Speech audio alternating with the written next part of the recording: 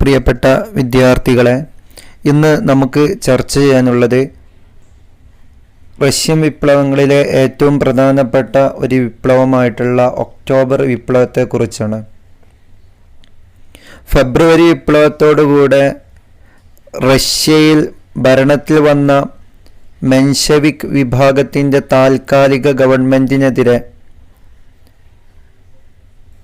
സോവിയറ്റുകൾ സംഘടിക്കുകയും അതുവരെ സ്വിറ്റ്സർലാൻഡിൽ കഴിഞ്ഞിരുന്ന Vladimir Lenin റഷ്യയിലേക്ക് എത്തുകയും ഈ താൽക്കാലിക ഗവൺമെൻറ്റിനെതിരെ ശക്തമായിട്ടുള്ള പ്രവർത്തനങ്ങൾ നടത്താൻ തുടങ്ങുകയും ചെയ്തു.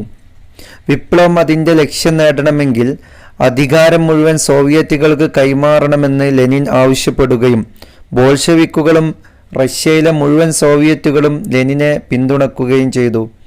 നൂറ്റാണ്ടുകൾ പഴക്കമുള്ള സാമ്പത്തിക പിന്നോക്കാവസ്ഥയും ജനങ്ങൾക്കിടയിലെ അസമത്വവും ഇല്ലാതാക്കാൻ വേണ്ടി ഒരു തൊഴിലാളി വർഗ ഭരണകൂടം റഷ്യയിൽ വരണമെന്ന് ബോൾഷെവിക്കുകൾ പ്രചരിപ്പിച്ചു. മാത്രമല്ല, റഷ്യയിലുണ്ടായിരുന്ന താൽക്കാലിക ഗവൺമെൻറ്റിൻ്റെ മുന്നിലും ജനങ്ങൾക്ക് മുന്നിലും അവർ ചില ആവശ്യങ്ങൾ ഉന്നയിച്ചു. പ്രധാനപ്പെട്ട 3 ആവശ്യങ്ങൾ: ഒന്ന്, ഒന്നാം ലോകമഹായുദ്ധത്തിൽ നിന്ന് റഷ്യ പിന്മാറുക. രണ്ടാമത്തേത്, പ്രഭുക്കന്മാരുടെ കൈവശമുള്ള ഭൂമി പിടിച്ചെടുത്ത് കർഷകർക്ക് വിതരണം ചെയ്യുക. മൂന്നാമത്തേത്, ഫാക്ടറികൾ ജനങ്ങളുടെ പൊതുസ്വത്താക്കി മാറ്റുക. ഈ 3 ആവശ്യങ്ങളുമായി റഷ്യയിലെ ജനതയെ സമീപിച്ചപ്പോൾ റഷ്യൻ ജനത ഈ ബോൾഷെവിക് വിഭാഗത്തിന്, ലെനിന്, ട്രോട്സ്കിക്കൊക്കെ ഏറ്റവും വലിയ പിന്തുണ കൊടുക്കുകയാണ് ഉണ്ടായത്.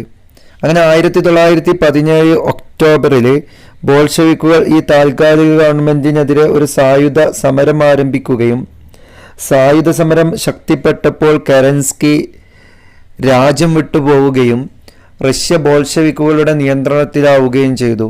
അങ്ങനെ ബോൾഷെവിക്കുകൾക്ക് അധികാരം ലഭിച്ച ഈ ഒരു സംഭവമാണ് ഒക്ടോബർ വിപ്ലവം എന്ന പേരിൽ അറിയപ്പെടുന്നത്.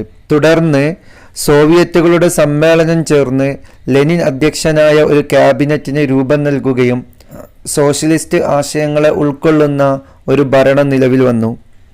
ഇനി നമുക്ക് റഷ്യൻ വിപ്ലവത്തിൻ്റെ ഫലങ്ങളൊന്ന് പരിശോധിക്കാം.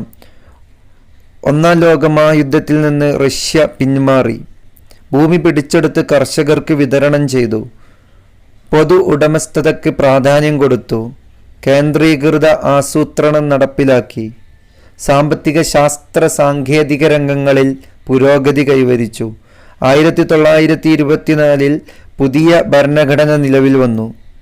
സോവിയറ്റ് റിപ്പബ്ലിക്കുകൾ കൂട്ടിച്ചേർന്ന് സോവിയറ്റ് യൂണിയൻ അഥവാ USSR രൂപപ്പെടുകയും ചെയ്തു. ലോകത്തിലെ വിവിധ ഭാഗങ്ങളിൽ സോഷ്യലിസ്റ്റ് ആശയങ്ങൾ വ്യാപകമായി. സോഷ്യലിസ്റ്റ് ആശയങ്ങളിൽ അധിഷ്ഠിതമായിട്ടുള്ള ഭരണഘടനയുള്ള ധാരാളം രാഷ്ട്രങ്ങൾ നിലവിൽ വരാനും ഇത് കാരണമായി.